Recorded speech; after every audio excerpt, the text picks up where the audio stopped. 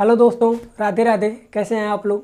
चलिए मैंने प्रतिलोम त्रिकोणमिति के बारे में बताता हूं। जैसा कि मैंने पिछले वीडियो में इसके महत्वपूर्ण सूत्रों को बताया था और आज मैं इस प्रश्नावली को स्टार्ट करूंगा। इसके जितने भी क्वेश्चन हैं उसको मैं स्टेप बाय स्टेप बताऊंगा।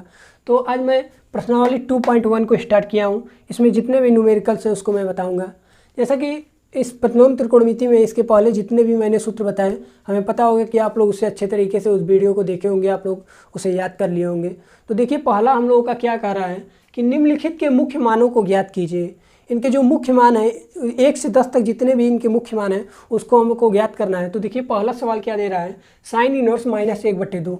अब देखिए यहाँ पर क्या, मैंने पिछले वाले वीडियो में जिस तरह से मैंने महत्वपूर्ण सूत्रों को बताया था उसी के आधार पे सब लगेंगे, क्योंकि मैंने सूत्र इसीलिए पहले बताया ताकि आप लोग उसे अगर अच्छे से देखे हैं, अच्छे से वॉच किए हैं तो आप लोग इस सवाल को चुटकी बजाते हुए लगा देंगे। क्योंकि क्या करना है, सिर्फ मान वैल्यू मानना है कुछ और उसके बाद पक्षांतर करके कितने अंश का मान है वही निकाल देना है आप लोगों को। तो चलिए मैं पहला सवाल लगाता हूँ। अब देखिए आप लोग क्या बुक लेकर बैठिए, ताकि आप लोग बुक लेकर बैठेंगे तो आप लोग देखेंगे कि पहला सवाल क्या हम पढ़ा रहे हैं वही मैच हो रहा है। तो उस तरह से आप लोग जब लेकर बैठेंगे तो एक मिक्सअप हो जाएगा, अच्छे से आप लोग कॉपरेट कर पाएंगे, ताकि मैं जो बताऊँगा आप लोग तुरंत समझ जाएंगे।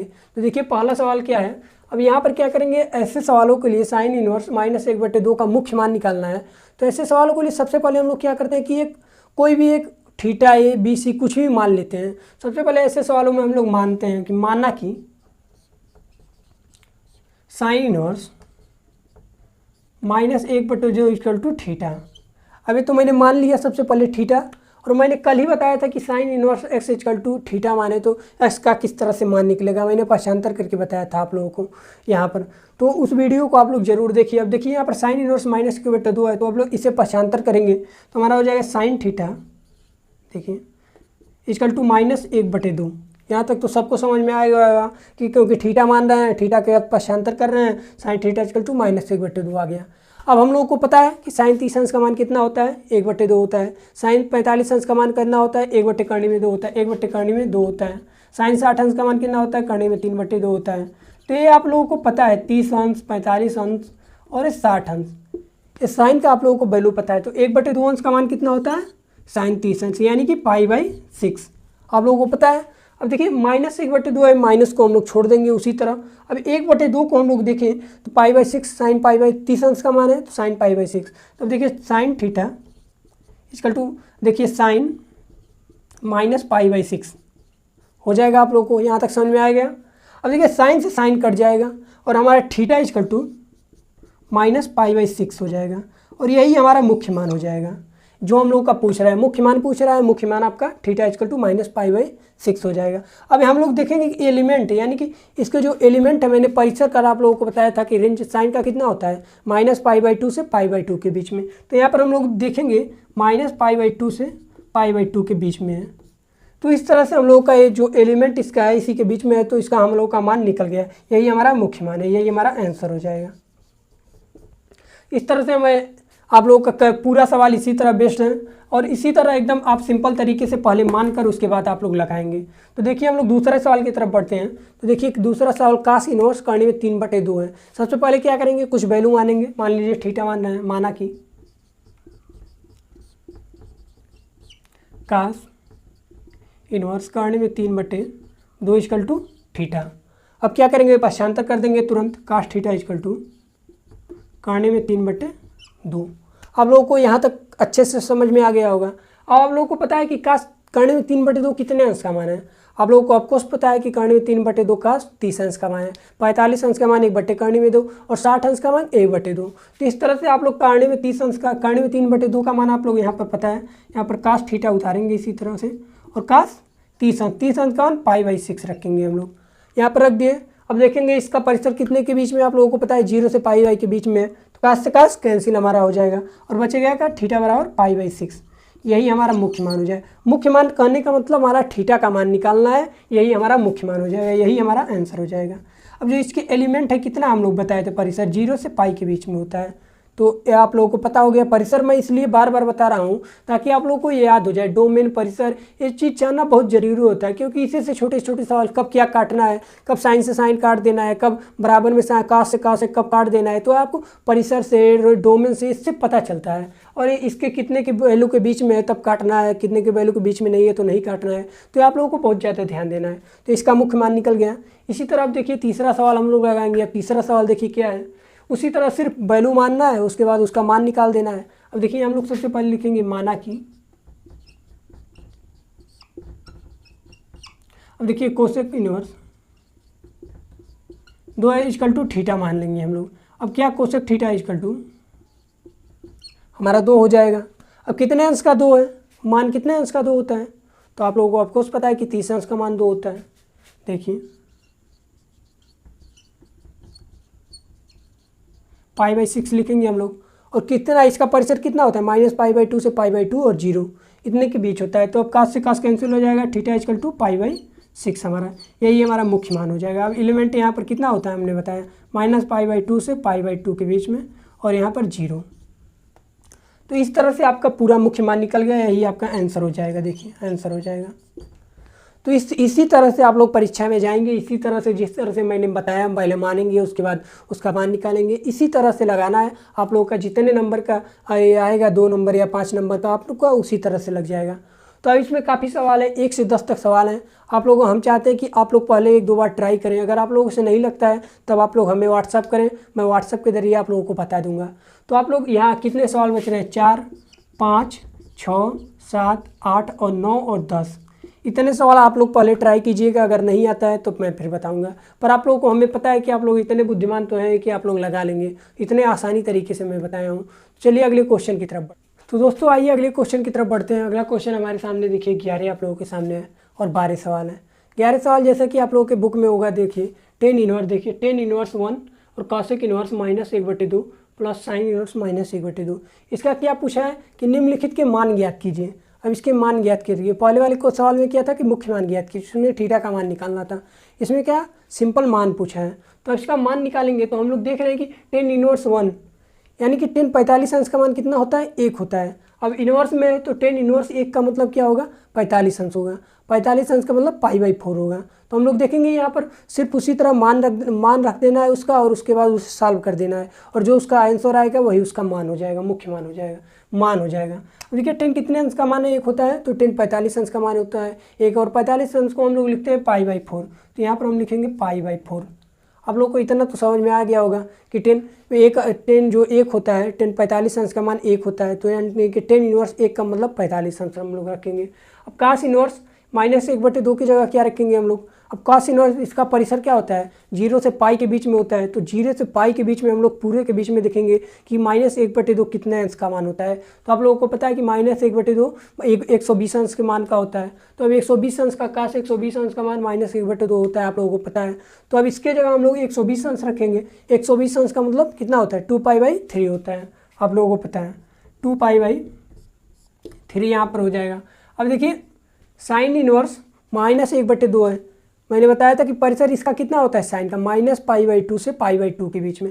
अब -π/2 से π/2 के बीच में हम लोग देखेंगे तो इसका मान कितना होता है, π/6 आएगा। और माइनस देखिए, माइनस यहाँ पर क्वेश्चन में इसका π/6 आ जाएगा। परिसर से एक रेंज से देख कर चलना है, तभी इसका वैल्यू किसका कितना रखना है आप लोगों को पता चलेगा। अब देखिए सिर्फ इसे सॉल्व करना है, तो π/4 प्लस 2π/3, और यहाँ पर जो कोष्टक हटेगा तो माइनस बाहर आएगा, और माइनस बाहर आ जाएगा तो -π/6 हो जाएगा। अब हम लोग इसे ही सॉल्व करेंगे। अब इसका हम लोग एलसीएम लेंगे तो हमारा हो जाएगा 12। अब देखिए यहाँ पर आप लोगों को 4, 3, 6 का एलसीएम आप लोगों को पता है। देखिए यहाँ पर 2 से 3 से काटिए तो 4 हो जाएगा, 3, 2, 2 से काटिए 2, 1, 1, अब 2 से 3, 2, 6, 2, 12, 12 हमारा एलसीएम हो जाएगा यहाँ पर। अब इतना छोटा छोटा बात आप लोगों को तो पता होगा, क्योंकि आप लोग इंटर में इसे काफ़ी फास्ट कैलकुलेशन आप लोगों को आना चाहिए। 4 3 12, 3π हो जाएगा, 3 चौका 12 थे, 3 चौका 12, और यहाँ पर 2 है तो 8π हो जाएगा, 8π हो जाएगा। और हमारे यहाँ पर क्या हो जाएगा, 6 दूनी 12 -2π हो जाएगा। तब यहाँ पर क्या, अगर हम लोग 8 3 कितना हो गया, 8 3 11, 8 9 10 11 हो जाएगा, और 2 घटा देंगे तो 9 हो जाएगा, यानी कि यहाँ पर हमारा बचेगा 9π/12। अब किससे कट रहा है, 3 से हम लोग देख रहे हैं कट रहा है, 3 3 3 का 9, 3 चौका 12, तो हमारा आंसर क्या आ जाएगा 3π बाई 4। हमारा यही इसका मान हो जाएगा जो आप लोगों का पूछा है। यही देखिए इसका मान निकल कर चला आया। तो इसी तरह से हम लोग पहले इसका मान रख करके इसे धीरे धीरे सॉल्व करेंगे और जिस तरह से सॉल्व करते जाएंगे आप लोगों का आंसर खुद में खुद आ जाएगा। अब देखिए इसका भी मान पूछा है इसमें सवाल में है, देखिए तो इसका हम लोग मान क्या है इसी तरह निकाल लेंगे। यहाँ पर भी वही मान निकालना है। सबसे पहले हम लोग देखेंगे कि एक कास इनवर्स 1/2 का मान क्या होगा। और हम लोग को पता है कि कास 60 अंश का मान कितना होता है, 1/2 होता है, आप लोगों को पता है। तो अब कास 60 अंश की जगह 1/2 होता है, तो कास इनवर्स 1/2 अंश की जगह 60 अंश हम लोग लिख सकते हैं। 60 अंश यानी कि π/3 हम लोग रखेंगे। और यहाँ पर देखिए साइन इनवर्स 1/2 का मान कितना होता है, π/6 होता है, 30 अंश होता है। तो यहाँ पर 2 का हम लोग गुणा करेंगे और साइन इनवर्स 1/2 अंश का मान कितना होता है, π/6 होता है, आप लोगों को पता है। अब इसे धीरे से सॉल्व करेंगे और उसके बाद हमारा आंसर आ जाएगा। अब देखिए यहाँ पर मल्टीपल है और अपान में है तो हमारा सीधे से तुरंत कट जाएगा। 2 से हमारा कटेगा, 2 × 9 = 2, 2 × 3 = 6। यहाँ पर क्या बचा, π/3 + π/6। हमारा π/3 और π/3 अपन π/3 बचा। अब क्या होगा, ये दोनों समान हैं, जुड़ जाएंगे, 2π/3। अब 2π/3 क्या है, हमारा आंसर है। तो इसी तरह हम लोगों का छोटे छोटे सवाल हैं, इसमें न्यूमेरिकल्स हैं, ये आप लोगों को आसानी से लग जाएगा। यही हमारा क्या मान, इसका मान निकल गया। तो इसी तरह से छोटे छोटे सवाल हैं। बढ़ते हैं अगले सवाल की तरफ, क्योंकि जल्दी जल्दी सवाल हम आप लोगों को बताएंगे तभी जाके चैप्टर समाप्त होगा। तो अगले सवाल की तरफ बढ़ते हैं। तो दोस्तों अगले सवाल की तरफ बढ़ते हैं। देखिए अब 2 सवाल बचा हुआ है इस अध्याय में, 13 और 14। 13 देखिए बहुविकल्पीय टाइप क्वेश्चन दिखाई दे रहा है। इसमें पूछ रहा है कि यदि साइन इनवर्स x = y तो क्या होगा, इसका मान पूछ रहा है। तो इसका हम लोग मान निकालेंगे। तो आप लोगों को वेरी सिंपल, बहुत ही आसान है, क्योंकि मैंने परिसर के बारे में काफ़ी पहले बता दिया था। इसमें 4 विकल्प दिया है, उसमें से कुछ कौन सा सही है उसको बताना है। तो मैंने साइन इनवर्स x = y मैंने कल ही बताया था कि इसका परिसर कितना होता है। सबसे पहले ऐसे सवाल को सबसे पहले एक स्टेप लिखेंगे हम लोग। देखिए यहाँ पर क्या लिखना है, उसके बाद उसी तरह आंसर टिक मार देना है।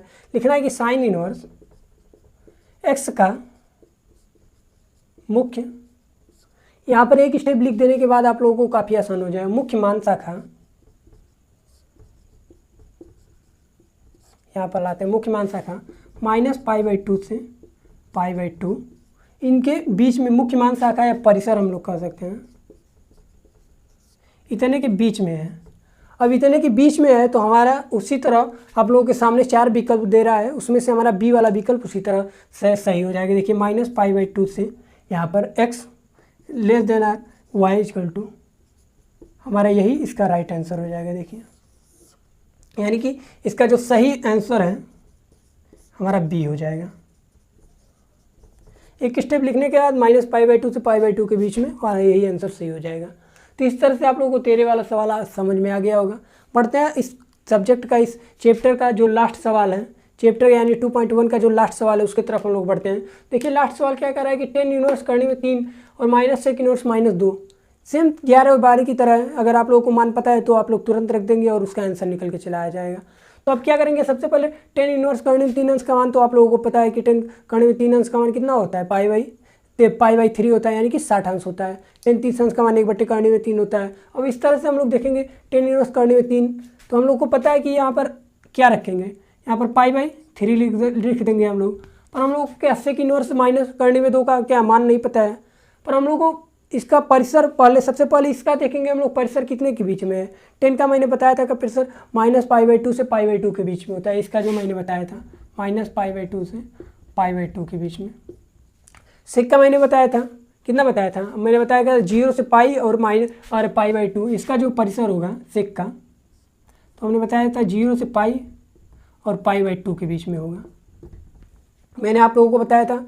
तो देखिए अगर आप लोगों को मान पता है 0 से, तो यहाँ पर कन्फ्यूजन हो जाएगा 0 से पाई कि π/2 किसके बीच में है, इसका मान तो कन्फ्यूजन हो जाएगा। तो हम लोग सबसे पहले इसको उस तरह से मान डायरेक्ट 120 अंश रखने से बेटर है कि हम लोग इसका पहले मान निकालेंगे और उसके बाद उसको रखेंगे। तो हम लोग अगर इस पूरे समीकरण को 2 भाग में x और y में मान लेते हैं, तो x = मैंने इसका मान निकाल दिया π/3, और पुनः मान लेते हैं हम लोग y बराबर, देखिए पुनः माना y = sec इनवर्स -2 हो गया। अब यहाँ पर क्या हम लोग y बराबर माने, जिस तरह से हम लोग साइन इनवर्स थीटा बराबर थीटा मान लेते थे, उसी तरह हम लोग y मान लिया है थीटा की जगह। अब यहाँ पर हम लोग इसे पक्षांतर करके उसका मान निकालेंगे। देखिए इसे पक्षांतर हम लोग करेंगे तो sec y = -2 हो जाएगा। अब -2 का मान आप लोगों को पता है कि अगर माइनस है तो माइनस को उसी तरह रहने देते हैं, सेक में बाहर रख देते हैं और साइन सेक π/2 हो जाता है। देखिए सेक y, और -2 है तो हम लोग का क्या हो जाएगा, सेक कर्ण में 3 माइनस सेक π/3, सॉरी कर्ण में 3 नहीं π/3 हो जाएगा, क्योंकि कन्फ्यूज हो गए हम। यानी कि π/3 का मतलब क्या होगा, यानी कि π/3 का मतलब 60 अंश हो जाएगा। अब देखिए मैंने इस वाले वैल्यू को x माना था, आपको बताया, इसको y मान के बराबर किया और पक्षांतर किया, और यहाँ पर जो सेक y इक्वल टू -2 है और -2 का मान π/3 होता है तो -π/2 π/3 हो गया। अब क्या इसे और छोटा करेंगे तो हम लोग देखिए सेक y इक्वल टू, अब माइनस सेक π/3 का मतलब हो जाए, हम लोग इस तरह से इसे लिख सकते हैं, सेक पाई माइनस π/3, हम लोग इसे इस तरह से लिख सकते हैं। अब ये इसे सेक पाई माइनस π/3 रखेंगे तो हम लोग का क्या हो जाएगा, सेक y इक्वल टू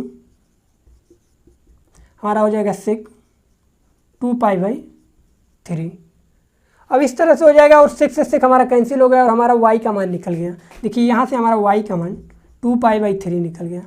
अब यह किसके बीच में है, अगर हम लोग y का एलिमेंट देखेंगे तो देखिए यहाँ पर 0 से पाई और -π/2, यहाँ से π/2 कि इसके बीच में हमारा ये जो एलिमेंट आ रहा है हमारा, देखिए यहाँ पर दिखा दिया कि इसके बीच ही में आ रहा है। अब हम लोग यहाँ जिस तरह से मैंने इसे y माना था, अब इसमें वैल्यू को पुट करेंगे और देखेंगे उसके बाद। अब देखिए यहाँ पर मैं बता रहा हूँ,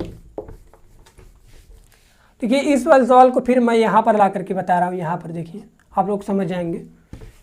तो देखिए अब क्या x की जगह मैंने π/3 रखा था और माइनस y की जगह मैंने सेक इनवर्स माइनस करने में 2 को y माना था और y का मान 2π/3 आया हुआ है, तब यहाँ पर -2π/3 हम लोग रखेंगे। अगर आपको पहले मान पता था तो आप लोग रख सकते थे, पर एक स्टेप बता देने से क्या होता है कि कोई भी कन्फ्यूजन में नहीं रहता है। उस तरह से आप मान आप निकाल लेंगे सिक्का तो आप लोगों को पता चल जाएगा।